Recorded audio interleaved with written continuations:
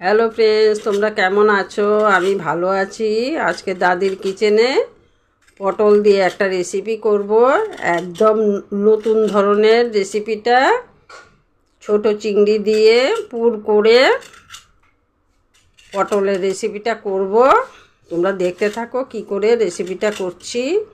রেসিপিটা ভালো লাগলে লাইক, শেয়ার, সাবস্ক্রাইব করবে।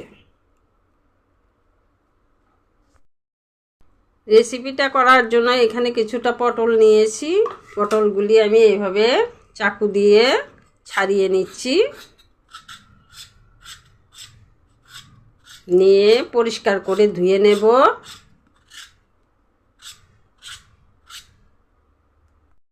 পটলগুলি ধুয়ে নিয়েছি। এখন পটলগুলি কি করে কাটবো তোমরা দেখো। পটলটা এইভাবে কেটে নিচ্ছি আমি।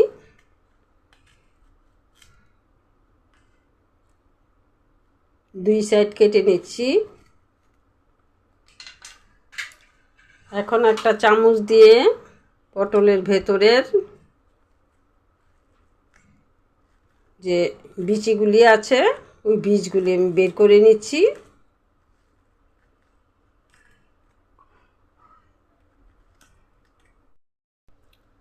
পটলের ভেতরে বীজগুলো আমার বের করা হয়ে গেল। এখন আমি এটাকে পেস্ট করে নেব।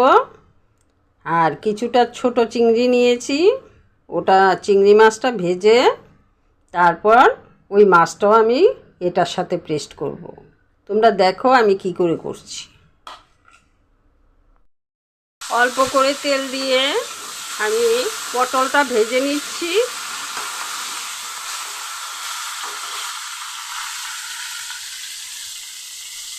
দিয়ে দিচ্ছি কিছুটা নুন,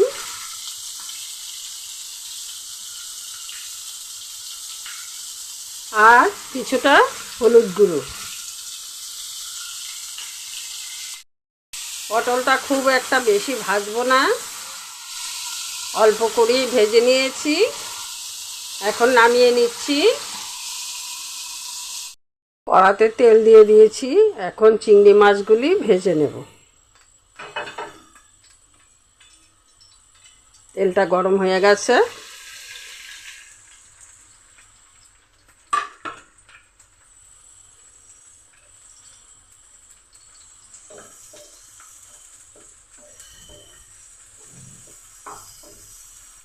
পটলের ভেতরে অংশটুকু আমি পেস্ট করে নিয়েছি। এটার মধ্যে আমি কিছুটা লঙ্কার গুঁড়ো, কিছুটা জিরে গুঁড়ো, সামান্য হলুদ গুঁড়ো আর কিছুটা নুন দিয়ে দিচ্ছি। চিংড়ি মাছটাও আমি পেস্ট করে নিয়েছি। এটা এখন আমি হাত দিয়ে মিশিয়ে নিচ্ছি।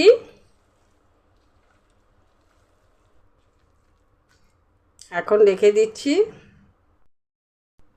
অল্প করে তেল দিয়ে দিচ্ছি। দিয়ে দিচ্ছি সামান্য পেঁয়াজ কুচি।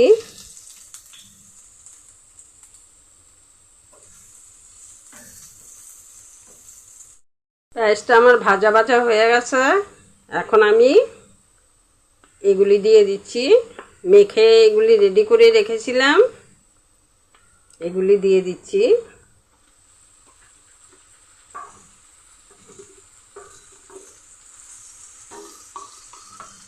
সাথে দিয়ে দিচ্ছি একটু আদা রসুন বাটা,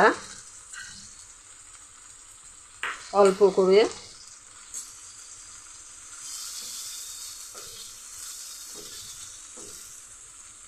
অল্প করে ভেজে নেব। আবার ভাজাটা হয়ে গেল, নামিয়ে নেব।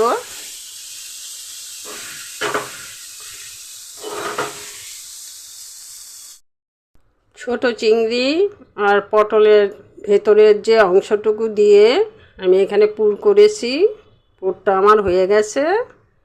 এখন আমি কিছুটা মশলা এড করে নেব। এখানে আদা বাটা, রসুন বাটা আছে। এটার মধ্যে আমি কিছু মশলা দিয়ে দিচ্ছি। দিয়ে দিচ্ছি লঙ্কা গুঁড়ো,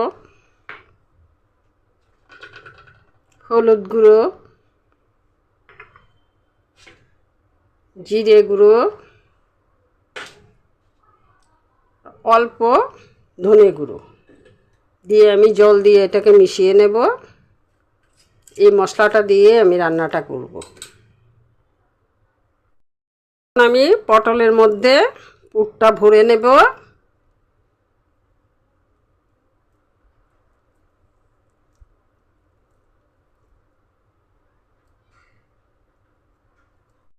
সবগুলি পটলের মধ্যে আমার পুরটা ভরা হয়ে গেছে। দেখো, তেল দিয়ে দিয়েছি, তেলটা গরম হয়ে গেছে। এখন আমি দিয়ে দিচ্ছি এলাচ, দারচিনি, তেজপাতা, দিয়ে দিচ্ছি পেঁয়াজ।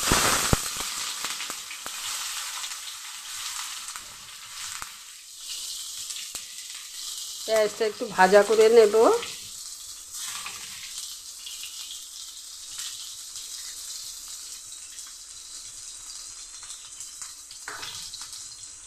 উনুনের আঁচটা একটু কমিয়ে দিচ্ছি।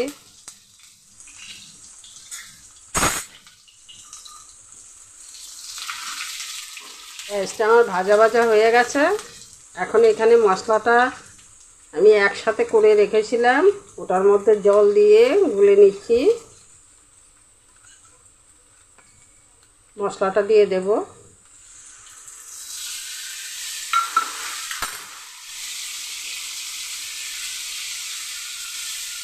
মশলাটা একটু কষিয়ে নেব। এখন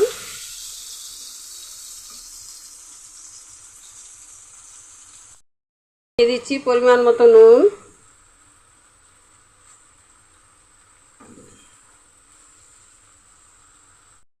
কাঁচা লঙ্কা,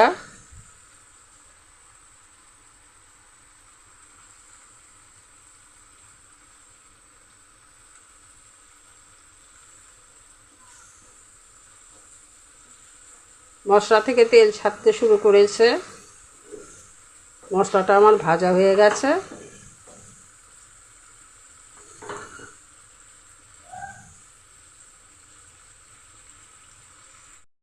মশলাটা আমার ভাজা হয়ে গেছে।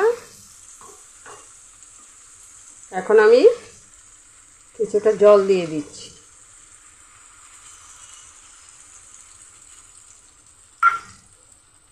উনুনের আঁচটা বাড়িয়ে দিচ্ছি।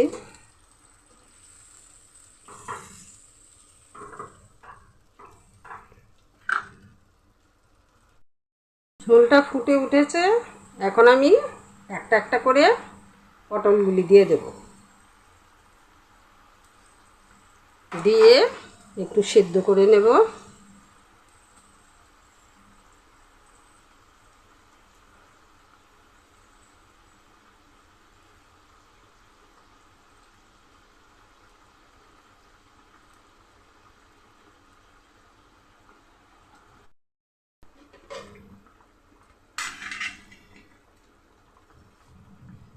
কিছুটা সময়ের জন্য ঢেকে দিচ্ছি।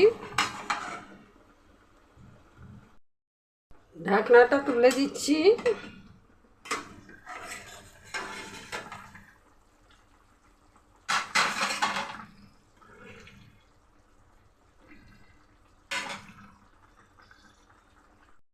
নুনটা একটু পরিমাণে কম হয়েছে, আর একটু দিয়ে দিচ্ছি আমি নুনটা। রান্নাটা আমার হয়ে গেছে।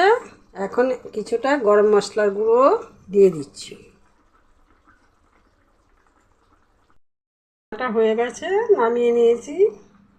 যখন পটলটার থেকে বীজটা বার করবে, তখন একটা মুখ দিয়ে বের করবে, দুটো মুখ খালি করবে না। একটা মুখ দিয়ে বের করবে, পেছনের মুখটা থেকে যাবে। তবে আর পুরটা পড়ার কোনো চান্স থাকবে না। পুরটা ভেতর থেকে বেরোবে না। এক সাইড বন্ধ থাকবে, আর এক সাইড দিয়ে পটলটা খালি করে নেবে। আজকের রেসিপিটা এখানেই শেষ করছি। তোমরা ভালো থেকো, সুস্থ থেকো।